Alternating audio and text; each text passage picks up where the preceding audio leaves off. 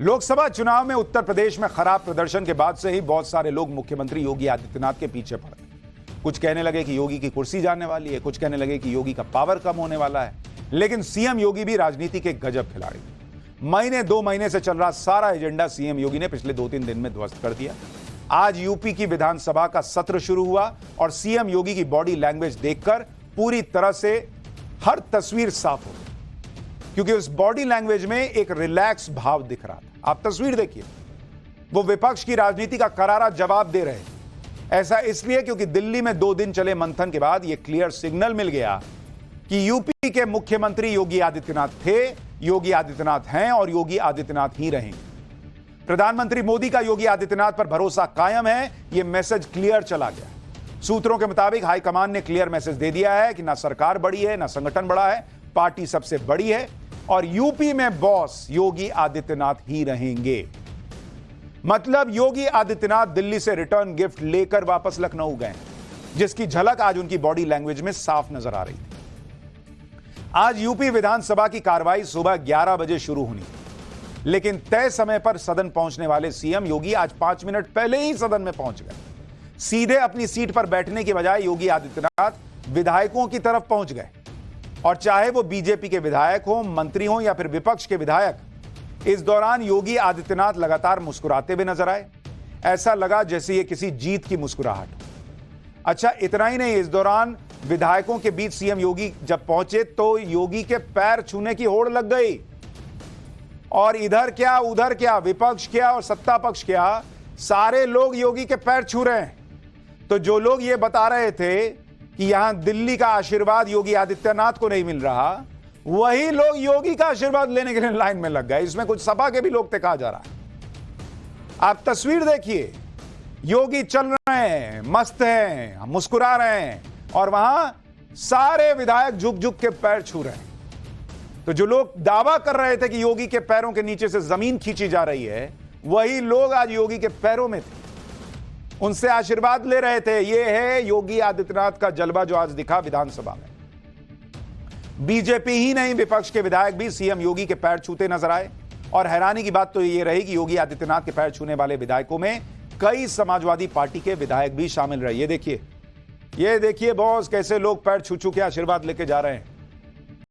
अब जरा एक और तस्वीर देखिए, विधानसभा के अंदर राजा भैया भी सीएम योगी के पैर छूते नजर आए। देखिए तस्वीर, ये राजा भैया की तस्वीर है।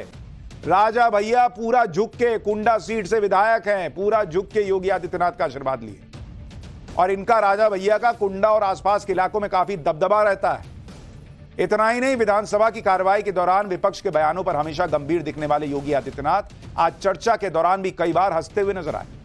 योगी आदित्यनाथ की बॉडी लैंग्वेज में आए बदलाव को भी देखिए, फिर आपको बताऊंगा दिल्ली से लौटते ही किस तरह एक्शन मोड में आ चुके हैं योगी आदित्यनाथ। चाहते हैं इस बार होली पर आप हमारे शाहजहांपुर में जरूर आए। ये तो पूरे हाउस के महबूब है, ये तो बहुत पुराने हैं ये। अरे सर, सफेद नहीं, आप क्यों नाराज हो रहे हो? बहुत तजुर्बा है।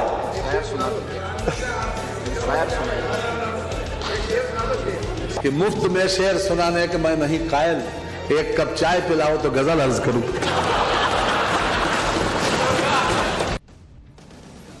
यानी विधानसभा का सत्र शुरू हुआ और जिनका एजेंडा चल रहा था वो एजेंडा खत्म हो गया। सीएम योगी के सामने चैलेंजेस वैसे बहुत हैं, लेकिन वो हर चैलेंज का सामना करने के लिए तैयार है।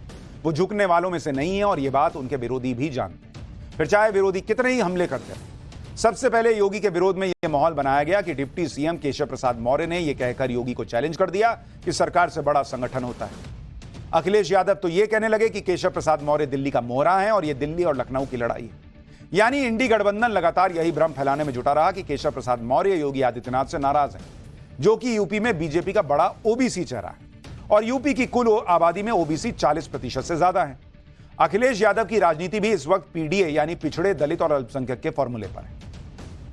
इसलिए दिल्ली से लौटते ही योगी आदित्यनाथ ने खुद ओबीसी वर्ग को साधने के लिए मोर्चा संभाल लिया। आज लखनऊ में बीजेपी ओबीसी मोर्चा की बैठक में योगी आदित्यनाथ खुद पहुंचे और उन्होंने ओबीसी समाज की तुलना बजरंगबली से कर दी। योगी आदित्यनाथ ने इशारों में इंडी गठबंधन की तुलना रावण से भी कर दी। और सीएम योगी ने कहा कि अगर बजरंग बली की तरह ओबीसी समाज ने अपनी ताकत को पहचान लिया तो उसे हिंदू समाज को तोड़ने में लगे रावण की लंका का दहन करने में ज्यादा वक्त नहीं लगेगा। सुनिए एक बार योगी आदित्यनाथ को, फिर आपको बताऊंगा उपचुनाव में जीत के लिए योगी ने बीजेपी नेताओं को क्या मंत्र दिया।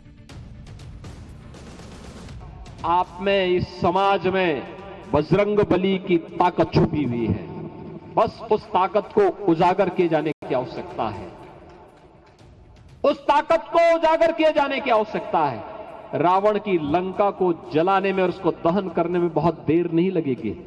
ये जो रावण आज गुमराह करके समाज को आपस में ही लड़ाने का काम कर रहा है, याद रखना, हमारा ओबीसी समाज मजबूत हो, यह महत्वपूर्ण है, लेकिन हमें सर्व समाज के साथ बेहतर समन्वय करके देश विरोधी और समाज विरोधी गतिविधियों में लिप्त तत्वों को बेनकाब करते हुए प्रधानमंत्री मोदी जी के नेतृत्व और मार्गदर्शन में विकसित भारत की परिकल्पना को साकार करने के लिए प्राण से जुटना है। अब दिल्ली में मंथन के बाद यूपी बीजेपी में आए बदलाव की एक और तस्वीर देखी। यूपी में विधानसभा के मॉनसून सत्र से पहले आज लखनऊ में विधानमंडल दल की बैठक में दोनों डिप्टी सीएम केशव प्रसाद मौर्य और ब्रजेश पाठक मुख्यमंत्री योगी आदित्यनाथ के अगल बगल में बैठे हुए नजर आए। इसके साथ ही यूपी बीजेपी के अध्यक्ष भूपेंद्र चौधरी भी मंच पर नजर आए। बैठक के दौरान सीएम योगी ने अपने मंत्रियों और विधायकों के लिए यूपी में होने वाले उपचुनाव, सोशल मीडिया और विधानसभा सत्र के लिए जरूरी निर्देश भी जारी किए। सीएम योगी ने कहा कि विपक्ष की तरफ से सारी लड़ाई सोशल मीडिया पर लड़ी जा रही है। विपक्ष ने पूरा भ्रम इसी प्लेटफॉर्म पर फैलाया। आगे योगी ने अपने सभी मंत्रियों और विधायकों से विपक्ष की तरफ से फैलाए जा रहे भ्रम से निपटने के लिए सोशल मीडिया पर एक्टिव रहने के लिए कहा। इसके साथ ही सीएम योगी ने मॉनसून सत्र के दौरान सभी विधायकों से समय पर आने और पूरे समय मौजूद रहने के लिए कहा। बैठक में सीएम योगी ने यह भी साफ कर दिया कि विधानसभा में जनता से जुड़े विषयों पर बात होगी और विपक्ष के हर हमले का करारा जवाब दिया जाएगा। आगे सीएम योगी ने सभी मंत्रियों और विधायकों से 10 सीटों पर होने वाले विधानसभा उपचुनाव के लिए जुट जाने के लिए भी कहा। बाद में बीजेपी ओबीसी मोर्चा की बैठक में भी सीएम योगी ने बीजेपी कार्यकर्ताओं को इंडी गठबंधन की भ्रम फैलाने वाली राजनीति से अलर्ट रहने की नसीहत दी। सुनिए एक बार। ये लोग जाति के नाम पर आपको लड़ाने की किसी भी कुत्सित मंशा से सदैव किसी न किसी षड्यंत्र में और उस प्रकार के षड्यंत्रों में लिप्त रहेंगे और इसके लिए इन्होंने सबसे बड़ा औजार के रूप में इस्तेमाल किया है अपने स्मार्टफोन को। स्मार्टफोन, सोशल मीडिया प्लेटफॉर्म और उसके माध्यम से झूठे वक्तव्यों को निकाल करके, झूठी जातियां और झूठे शेयर करके इन्होंने इस प्रकार के षड्यंत्रों को आज अंजाम देना प्रारंभ किया है कि पूरा समाज एक दूसरे को दुश्मनी भरी निगाहों से देखने की स्थिति में पैदा हो। इस प्रकार के षड्यंत्र लगातार कर रहे हैं, इसलिए इनसे सावधान बनने की आवश्यकता है। अच्छा, आप ये भी देखिए कि भ्रम की राजनीति को लेकर जब इंडी गठबंधन की कोई पैंतरेबाजी काम नहीं आई तो भी वो फेक नैरेटिव फैलाने की अपनी आदत से बाज नहीं आया। दिल्ली में जब बीजेपी शासित मुख्यमंत्रियों की बैठक के बाद फोटो सेशन की बारी आई तो कांग्रेस की तरफ से पीएम मोदी और सीएम योगी के बीच दूरी दिखाने के लिए एक फेक वीडियो जारी किया गया। इस तस्वीर को देखिए, इसमें प्रधानमंत्री मोदी फोटो सेशन के लिए आते हुए दिख रहे हैं। वहां खड़े दूसरे मुख्यमंत्री उन्हें हाथ जोड़ रहे हैं, लेकिन योगी आदित्यनाथ हाथ जोड़ते हुए नजर नहीं आए, ये कहा गया। इसी आधे अधूरे वीडियो को शेयर करते हुए कांग्रेस नेताओं ने कहना शुरू कर दिया कि अच्छा, तो अब नमस्ते प्रणाम भी बंद हो गया। लेकिन कुछ ही देर में कांग्रेस और इंडी गठबंधन के झूठ का पर्दाफाश हो गया। बीजेपी ने इस इवेंट का से जुड़ा एक और वीडियो जारी किया जिसमें योगी आदित्यनाथ, आप देखिए, हाथ जोड़े हुए दिख रहे हैं। प्रधानमंत्री और वहां खड़े मुख्यमंत्री एक दूसरे को हाथ जोड़ते हुए दिख रहे हैं, यानी जब वहां प्रधानमंत्री पहुंचे उसके पहले देखिए योगी आदित्यनाथ ने उन्हें हाथ जोड़कर प्रणाम किया और जब पीएम एकदम बगल में थे तब तक उन्होंने हाथ नीचे कर लिया था। बस उतना काट के छांट के और सोशल मीडिया पे फैलाना शुरू कर दिया गया। एक तरफ योगी आदित्यनाथ अखिलेश यादव के पीडीए फॉर्मूले की हवा निकालने में जुटे, दूसरी तरफ अखिलेश यादव का एक दांव उनके पीडीए फॉर्मूले के लिए खुद ही मुसीबत बन गया। अखिलेश के इस दांव के बाद उन पर पीडीए को धोखा देने का आरोप लग रहा है। असल में अखिलेश यादव ने यूपी विधानसभा में समाजवादी पार्टी के फाउंडर मेंबर्स में शामिल रहे माता प्रसाद पांडे को नेता विपक्ष नियुक्त करने का ऐलान कर दिया। माना जा रहा है कि अखिलेश ने इस फैसले के जरिए ब्राह्मण कार्ड खेला है, लेकिन उनके इस फैसले से समाजवादी पार्टी के वो नेता मायूस हो गए जो खुद नेता प्रतिपक्ष की जिम्मेदारी मिलने की उम्मीद लगाए बैठे थे। और सवाल उठने लगे कि जो अखिलेश यादव पीडीए यानी पिछड़े, दलित और अल्पसंख्यक की राजनीति करने का दावा करते नहीं थक रहे थे, अचानक उनके एजेंडे में अगड़े कैसे आ गए भाई? उन्होंने किसी पिछड़े को क्यों नहीं बनाया नेता प्रतिपक्ष? तो यह सवाल उठ रहा है।